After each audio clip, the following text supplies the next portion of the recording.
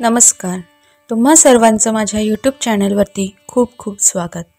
आज आपण या व्हिडिओमध्ये बघणार आहोत पितृपक्षात या एका वस्तूने मुलाबाळांची नजर काढा, नेहमी पितृदोषापासून आपल्या मुलांचे रक्षण होईल।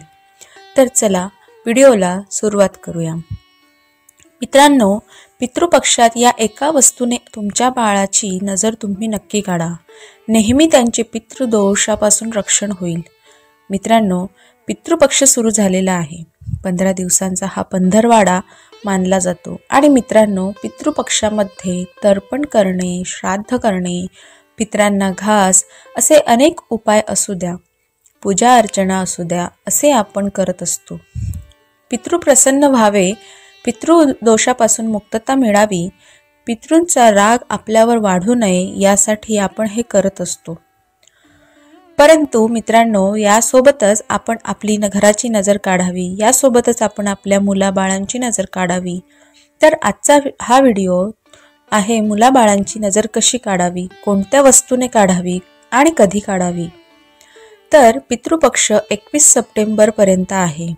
तर 21 सप्टेंबर पर्यंत तुम्ही कधीही कोणत्याही दिवशी नजर काढू शकतात।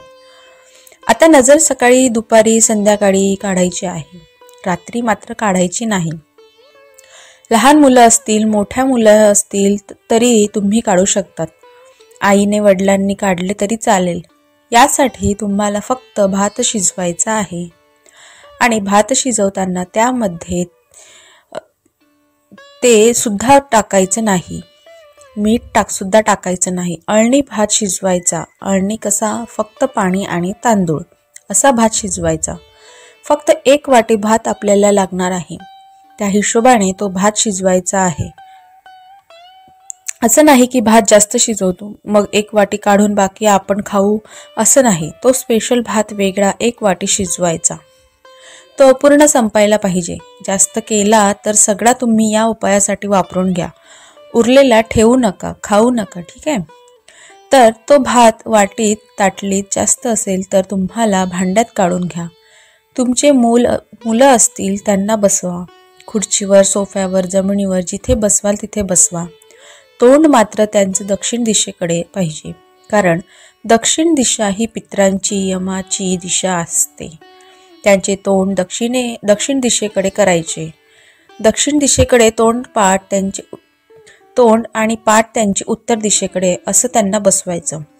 त्यानंतर आरती जसं आपण ओवाळतो तसं आरतीसारखं तो भात 7 वेळेस ओवाळून घ्यायचा।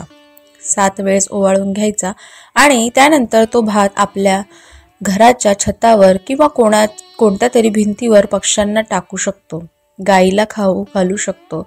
कुत्र्याला मात्र खाऊ घालायचा नाही, फक्त पक्ष्यांना, कावळ्याला किंवा गाईला खाऊ घालायचा आहे। जिथे पक्षी येतील तिथे तुम्ही तो टाकू शकतात। थोडं घराचे लांब येतील तर घरापासून लांब जा, तिथे टाका। गाय जिथे असेल तिथे जाऊन गाईला खाऊ घाला। याने तुमच्या मुलांवरची नजर दोष, बाधा, त्यांच्यावर ज्याही अडचणी आहेत, गरिबी, दरिद्री, पितृदोषांपासून त्यांचे रक्षण, सगळं काही त्यांच्यावरचं दूर होईल। आणि पितृपक्ष हे असं असतं की यामध्ये केलेले प्रत्येक कार्य हे लाभदायक असतं।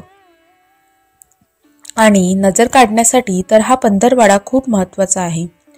तुमचे मुलं तुमच्यापासून लांब असतील, शिकायला असतील किंवा बाहेरगावी राहत असतील तर त्यांचे नाव घेऊन तुम्ही तो भात टाकायचा आहे।